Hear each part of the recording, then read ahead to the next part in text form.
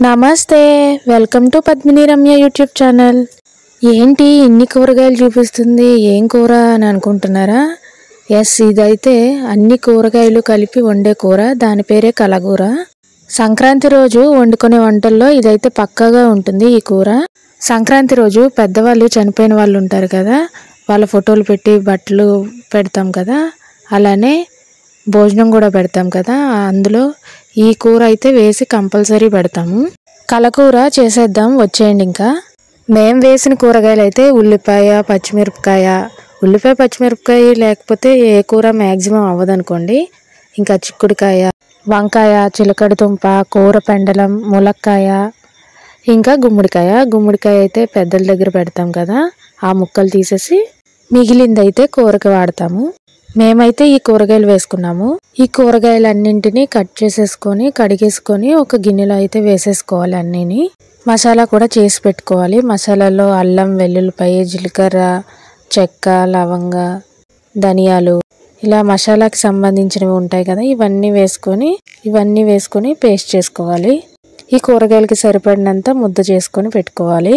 ఇప్పుడు ఈ కూరగాయల ముక్కల్లో ఉప్పు, కారం, పసుపు, ఈ మసాలా ముద్ద, ఆయిల్ ఇవన్నీ వేసుకోవాలి. సరిపడినంతగా వేసుకొని మొత్తం కలుపుకోవాలి. కూరగాయల ముక్కలకి అన్నిటికీ పట్టేలాగా అన్నీ కలుపుకొని పెట్టుకున్న గిన్నెనైతే స్టవ్ వెలిగించి స్టవ్ మీద పెట్టుకోవాలి. వాటర్ కూడా వేయక్కర్లేదు, కూరగాయల్లో ఉన్న వాటర్తో మగ్గుతాయి ముక్కలైతే. తర్వాత కొన్ని వాటర్ వేసుకొని మళ్ళీ ఉడికించుకోవాలి. అన్నీ ఉడికిపోయిన తర్వాత మనం అయితే దించేసుకోవచ్చు కూర. మధ్యలో ఇంకా వేసేది ఏమి ఉండదు, స్టవ్ మీద పెట్టడం, అన్నీ కలిపేసి మళ్ళీ అన్నీ ఉడికిన తర్వాత దించేయడము, అంతే. ఉప్పు కారాలు అన్నీ సరిపోయినాయా లేదా చూసుకోవచ్చు. మా అమ్మగారు అయితే చూడరు, ఎందుకంటే ఈ కూరని సంక్రాంతి రోజు చేస్తాము. వండిన తర్వాత ఈ కూర పెద్దవాళ్ళకి నైవేద్యంగా పెడతాం కాబట్టి మేమైతే టేస్ట్ చూడము, అంచనాగా వేసేస్తారు అన్నీను. కూరగాయల్లోనే అన్నీ కలుపుకొని చేసుకోవాలని ఏం లేదు. ఇంట్లో కూర ఎలా చేస్తామో అలా అన్ని కూరగాయలు, ఉల్లిపాయలు అన్నీ కలిపేసి పెట్టేసి అవి కొంచెం మగ్గిన తర్వాత ఉప్పు, కారం, ఆ మసాలాలు వేసుకొని చేసుకోవచ్చు. అలా కూడాను మా అమ్మగారు అయితే ఇలా చేస్తారు. కూర అయితే అయిపోయింది, కూరతో పాటు మిగిలిన వంటలు కూడా అయిపోయాయి. ఇప్పుడు ఇవన్నీ తీసుకువెళ్ళి పెద్దవాళ్ళ దగ్గర అయితే పెట్టేసి పెట్టినవి మేమైతే తిన్నాము. కలగూర మేమైతే ఇలా చేసుకుంటాము. మీరందరూ ఎలా చేసుకుంటారో కామెంట్ చేయండి.